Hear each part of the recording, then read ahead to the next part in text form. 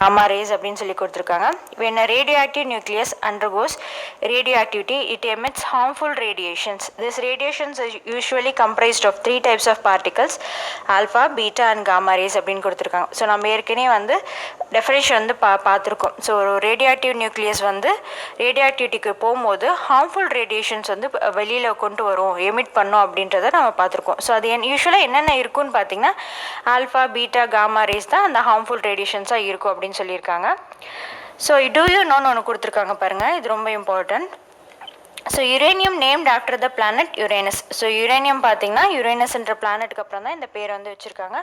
Was discovered by Martin Klaproth, a German chemist in a mineral call pitchblende. So பிச் பிளெண்டுன்னு ஒரு mineral இருக்குது. So அதுலேருந்து தான் பார்த்தீங்கன்னா இந்த யுரேனியத்தை வந்து கண்டுபிடிச்சிருக்காங்க. ஸோ பிச் பிளெண்ட் பார்த்தீங்கன்னா ஓர் ஆஃப் யுரேனியம் அப்படின்றத நம்ம போன வீடியோவில் பார்த்துருந்தோம். ஸோ அதை டிஸ்கவர் பண்ணது யார் அப்படின்றத பார்த்துக்கோங்க. ஸோ இது கூட ஒரு கொஷினாக வந்து நிறைய வந்து காம்படிட்டிவ் எக்ஸாம்ஸில் வந்து கேட்பாங்க. ஸோ மார்டின் கிளாப்போர்த் அப்படின்றத தான் டிஸ்கவர் பண்ணியிருக்காரு. ஸோ அடுத்தது பார்த்தீங்கன்னா ஸோ ரேடியோஆக்டிவ் டிஸ்பிளேஸ்மெண்ட்லாம் இருக்குது. ஸோ அது பார்க்குறதுக்கு முன்னாடி நம்ம alpha decay, beta decay, gamma decay பார்த்துட்டு அதுக்கப்புறமா டிஸ்பிளேஸ்மெண்ட் லா போகலாம். ஸோ அப்போ தான் உங்களுக்கு வந்து ப்ராப்பராக புரியும். ஸோ ஆல்ஃபா டிகே பாருங்கள். A nuclear reaction in which an unstable parent nucleus emits alpha particles and form a stable daughter nucleus, it is called alpha decay. So nuclear ரியாக்ஷனில் பார்த்தீங்கன்னா ஒரு அன்ஸ்டேபிள் நியூக்ளியஸ் பேரண்ட் நியூக்ளியஸ் இருக்கும். So அது பார்த்தீங்கன்னா alpha பார்ட்டிக்கலை வந்து emit பண்ணும். So அந்த ஆல்ஃபா பார்ட்டிக்கலை எமிட் பண்ணிவிட்டு ஸ்டேபிள் டாட்டர் நியூக்ளியஸ் வந்து ப்ரொடியூஸ் பண்ணும். ஸோ நம்ம ஏற்கனவே டெஃபினேஷன் பார்த்துருப்போம் பார்ட் 1லேயே. ஸோ நியூக்ளியர் ரியாக்ஷன் நடக்கும் போது அன்ஸ்டேபிளான பேரண்ட் நியூக்ளியஸ் வந்து ஸ்டேபிள் டாட்டர் நியூக்ளியஸ் வந்து ப்ரொடியூஸ் பண்ணும். அப்படி அன்ஸ்டேபிளாக இருந்து ஸ்டேபிளாக மாறும் போது உங்களுக்கு எது வந்து ஆல்ஃபா பார்ட்டிகல்ஸ் வந்து எமிட் பண்ணுதோ ஸோ அதான் பார்த்தீங்கன்னா ஆல்ஃபா டிகே அப்படின்னு சொல்லியிருக்காங்க. ரொம்ப சிம்பிள். உங்களுக்கு வந்து அன்ஸ்டேபிள் பேரண்ட் நியூக்ளியஸ் வந்து ஸ்டேபிள் டாட்டர் நியூக்ளியஸாக மாறும் போது அது ஆல்ஃபா பார்ட்டிகல்ஸ் வந்து எமிட் பண்ணுச்சுன்னா அது வந்து ஆல்ஃபா டிகே அப்படின்னு சொல்லியிருக்காங்க. ஸோ இங்கே பாருங்கள் எக்ஸாம்பிள் கொடுத்துருக்காங்க. Decay of uranium U-238 to thorium 234 with the emission of alpha particles. இங்கே பார்த்தீங்கன்னா யுரேனியம் 238 இருக்குது, அது வந்து தோரியம் 234 மாறி இருக்குது. ஸோ ஆல்ஃபா பார்ட்டிகல்ஸ் எமிட் பண்ணியிருக்கு அப்படின்னு சொல்லியிருக்காங்க. இங்கே எக்ஸாம்பிள் கொடுத்துருக்காங்க பாருங்கள். 92 U-238 gives 90 thorium 234 plus 2 helium 4 அப்படின்னு சொல்லி கொடுத்துருக்காங்க. ஆல்ஃபா டிகே அப்படின்றத சொல்லியிருக்காங்க. ஸோ இந்த ஆல்ஃபா டிகே எப்படி கண்டுபிடிக்கலாம் அதை தான் நம்ம இப்போ கீழே தெரிஞ்சுக்க போகிறோம். ஆல்ஃபா டிகேல பார்த்தீங்கன்னா பேரண்ட் நியூக்ளியஸ் வந்து emits an alpha particle, and so it's clear that for the daughter nucleus the mass number decreases by 4 and the atomic number decreases by 2 அப்படின்னு சொல்லியிருக்காங்க.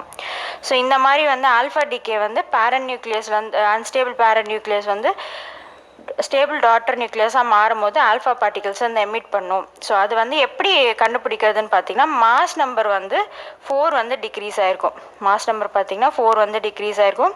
ஸோ அட்டாமிக் நம்பர் பார்த்தீங்கன்னா 2 வந்து டிக்ரீஸ் ஆகிருக்கும் அப்படின்னு சொல்லியிருக்காங்க.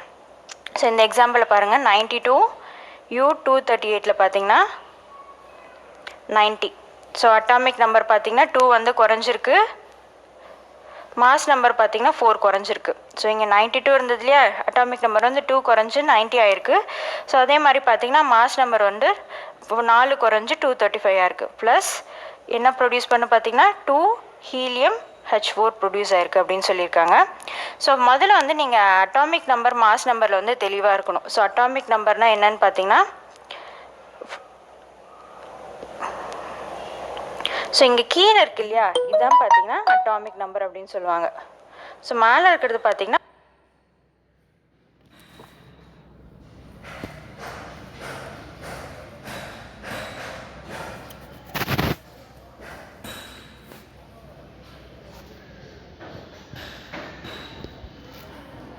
Mass number அப்படின்னு சொல்லுவாங்க.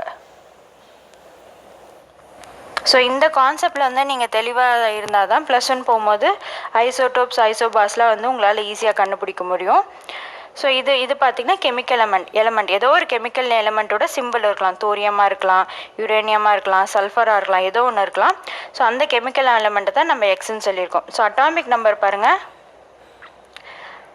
அட்டாமிக் நம்பரை எப்படி வந்து டிஃபைன் பண்ணலான்னா total number of protons. Atomic number வந்து total number of protons அப்படின்னு டிஃபைன் பண்ணலாம். So number of protons equal to electrons. Number of protons equal to number of electrons. ஓகேவா? ஸோ அடுத்தது வந்து மாஸ் நம்பர் பாருங்கள்.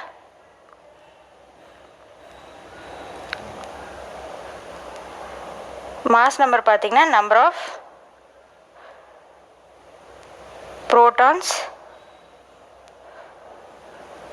plus number of neutrons. So atomic number பார்த்தீங்கன்னா number of protons equal to number of electrons.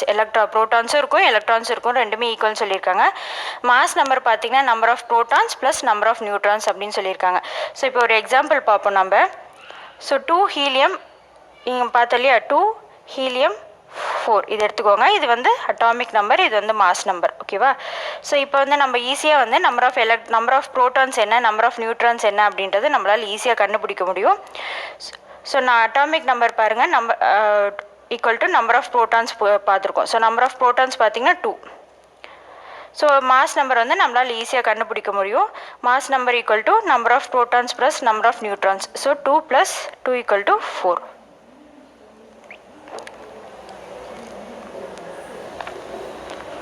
So அடுத்தது பாருங்கள், இங்கே ஒரு example இந்த டயக்ராமில் வந்து எக்ஸாம்பிள் தான் கொடுத்துருக்காங்க. 90U38 வந்து 4 உங்களுக்கு வந்து மாஸ் நம்பர் வந்து 4 டிக்ரீஸ் ஆகிடுது. அதே மாதிரி அட்டாமிக் நம்பர் பார்த்தீங்கன்னா 2 வந்து டிக்ரீஸ் ஆகிடுது. ஸோ 90 thorium 234 2 helium 4 அப்படின்றது கிடைக்குது. ஸோ அடுத்து பாருங்கள், பீட்டா டிகே கொடுத்துருக்காங்க. A nuclear reaction in which an unstable parent nucleus emits a beta particles and form a stable daughter nucleus is called beta decay. Same தான். So உங்களுக்கு unstable parent nucleus வந்து stable daughter நியூக்ளியஸாக மாறும் போது beta decay வந்து ஆகும். எது வந்து beta particles வந்து கொடுக்குதோ ஸோ அதான் பார்த்தீங்கன்னா பீட்டா டிகே. நீங்கள் எக்ஸாம்பிள் கொடுத்துருக்காங்க பாருங்கள், பீட்டா டிகே ஆஃப் பாஸ்பரஸ் அப்படின்னு சொல்லி கொடுத்துருக்காங்க. 15P32 gives 16 sulfur 32 plus electron. So அப்படி இந்த மாதிரி வரது தான் பார்த்தீங்கன்னா பீட்டா டிகே. ஸோ அந்த பீட்டா டிகே எப்படி கண்டுபிடிக்கலாம்? Beta decay there is no change in the mass number. So mass நம்பரில் பார்த்தீங்கன்னா எந்த சேஞ்சுமே இல்லை. 16S32 கொடுத்துருக்காங்க. ஸோ மாஸ் நம்பரில் எந்த சேஞ்சுமே இல்லை. பட் அட்டாமிக் நம்பர் பார்த்தீங்கன்னா 1 வந்து இன்க்ரீஸ் ஆகிருக்கு. 15 இருந்துச்சு இல்லையா, அது வந்து 16 இன்க்ரீஸ் ஆகிருக்கு. ஸோ இந்த மாதிரி வந்து ஆச்சுன்னா இதுதான் வந்து பீட்டா டிகே. ஸோ 15P32 வந்து 16 சல்ஃபர் 32 கொடுத்துட்டு ஒரு எலக்ட்ரான் கொடுத்துச்சுன்னா ஸோ அதான் பார்த்தீங்கன்னா பீட்டா டிகே அப்படின்னு சொல்லி கொடுத்துருக்காங்க. ஸோ ரெண்டுத்துக்கும் டிஃப்ரென்ஸ் பார்த்துக்கோங்க. ஆல்ஃபாக்கும் பீட்டாக்கும் எப்படி வந்து மாஸ் நம்பர் அட்டாமிக் நம்பர் வந்து சேஞ்ச் ஆகுது அப்படின்றத பார்த்துக்கோங்க. In nuclear reaction, the element formed as a product nucleus is identified by the atomic number of the resulting nucleus and not by its mass number. So ஒரு nuclear reaction நடக்கும்போது ஒரு product நியூக்ளியஸில் ஒரு element form ஆகும் இல்லையா, அது எப்படி identify பண்ணுறாங்கன்னா atomic நம்பரை வச்சு தான் ஐடென்டிஃபை பண்ணுறாங்க, மாஸ் நம்பரை வச்சு ஐடென்டிஃபை பண்ணுறது கிடையாது அப்படின்னு சொல்லியிருக்காங்க. ஸோ அடுத்தது பாருங்கள், gamma decay. So in gamma decay only the energy level of the nucleus changes. So energy level தான் சேஞ்ச் ஆகும், மற்றபடி அட்டாமிக் நம்பரோ மாஸ் நம்பரோ சேஞ்ச் ஆகாது, நியூட்ரலாக தான் இருக்கும் அப்படின்னு சொல்லியிருக்காங்க. ஸோ காமா ரேஸில் வந்து எனர்ஜி லெவல் மட்டும்தான் சேஞ்ச் ஆகும். ஸோ இப்போ இந்த டிஸ்பிளேஸ்மெண்ட் லாக்குள்ளே நம்ம போவோம். ஸோ ஆல்ஃபா பீட்டா காமாவோட டிகே பார்த்தோம். இப்போ வந்து ரேடியோ ஆக்டிவ் டிஸ்பிளேஸ்மெண்ட் லா போவோம். In 1913, Soddy and Fagin framed the displacement law governing the daughter nucleus produced during a alpha and beta decay. So இந்த Soddy and Fagin இருக்காங்க இல்லையா, so அவங்க வந்து ஒரு டிஸ்பிளேஸ்மெண்ட் லா வந்து ஃப்ரேம் பண்ணுறாங்க. இந்த டாட்டர் நியூக்ளியஸ் வந்து ஆல்ஃபாவும் பீட்டாவும் ப்ரொடியூஸ் பண்ணுறது வச்சு ஒரு லா வந்து ஃப்ரேம் பண்ணுறாங்க. ஸோ இந்த ரேடியோ ஆக்டிவ் டிஸ்பிளேஸ்மெண்ட் லா வந்து டிஸ்பிளேஸ்மெண்ட் லான்னு சொல்லலாம், இல்லை சோடி ஃபஜன் டிஸ்பிளேஸ்மெண்ட் லான்னு சொல்லலாம்.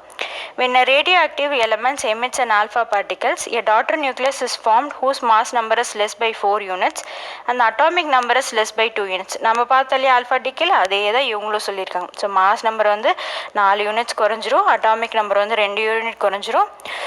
பேரண்ட் நியூக்ளியஸை விட மாஸ் நம்பரும் அட்டாமிக் நம்பரும் குறைஞ்சிருந்ததுன்னா 4 மாஸ் நம்பர் வந்து 4 குறைஞ்சிருக்கு பேரண்ட் நியூக்ளியஸை விட, அட்டாமிக் நம்பர் வந்து 2 குறைஞ்சிருக்கு பேரண்ட் நியூக்ளியஸ்னால் அது வந்து இவங்க சொல்கிற ஆல்ஃபா பார்ட்டிகல்ஸோட டிஸ்பிளேஸ்மெண்ட் லா.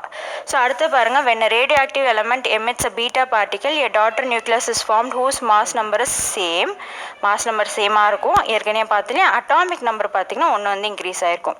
பேரநியூக்ளியஸோட ஒரு அட்டாமிக் நம்பர் வந்து இன்க்ரீஸ் ஆகிருக்கும்னு சொல்லியிருக்காங்க. ஸோ அங்கே என்ன பார்த்தோமோ அதே தான் இவங்க டிஸ்பிளேஸ்மெண்ட் லாவாக ஃப்ரேம் பண்ணியிருக்காங்க. ஸோ இப்போ உங்களுக்கு ஈஸியாக புரிஞ்சிருக்கும்னு நினைக்கிறேன்.